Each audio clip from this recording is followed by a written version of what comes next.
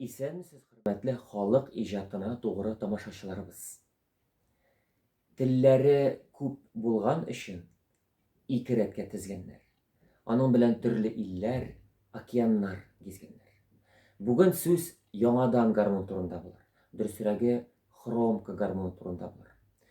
Уң ягында ике рәт булып урнашкан төймәле гармоннарны хромка дип атыйлар.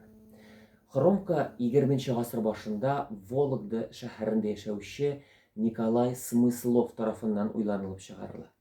Әллә Сибир якларына килгәнгә, бу гармоннарны башта северянка дип атап йөрткәннәр. Соңрак кына ул хромка исемен ала. Хромка гармонын Вена һәм дә инде немец гармоннары белән чагыштырганда, мәсәлән, хромканың бер төймәсенә басып, күреген уңга, сулга тарткан очракта бер үк тавыш чыга. Вена һәм немец гармоннарының ике төрле тавыш чыга.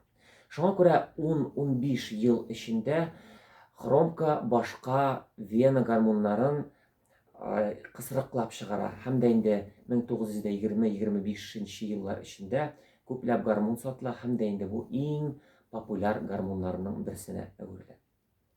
Шул ук вакытта баянда уйлап чыгаралар. Баянда уйнаучы музыкантлар хромканы кулга алган очракта, аларга шул ук баянда уйнаган шикелле тоела. Шуңа күрә баянчылар бу уен коралын северянка дип түгел, хромка дип атап йөртә башлыйлар. Бүгенге көндә сез беләсез, хромка бик популяр музыка уен коралы, бигрәк тә сәхнәләрдә, авылларда бик популяр. Анда баянга караганда уйнавы да җиңелрәк. Инде хромканың тавышын тыңларга вакыт җиткәндер. Бүген яңадан бездә кунакта Илнур Ганиев. Илнур, рәхмәт.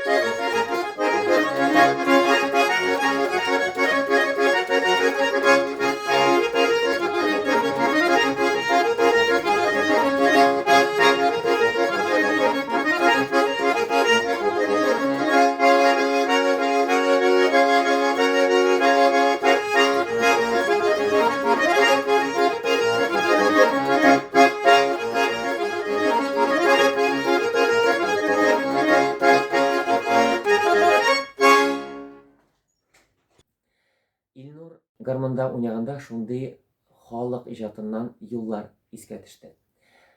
Кышлар тумый канатсыз, кеше тумый талантсыз. Бу безнең төрле музыка уен коралларында уйнаучы музыкантларыбызга багышланыр. Дуслар, шушының белән сәхифәбезне төгәллибез. Киләсе очрашуларга кадәр.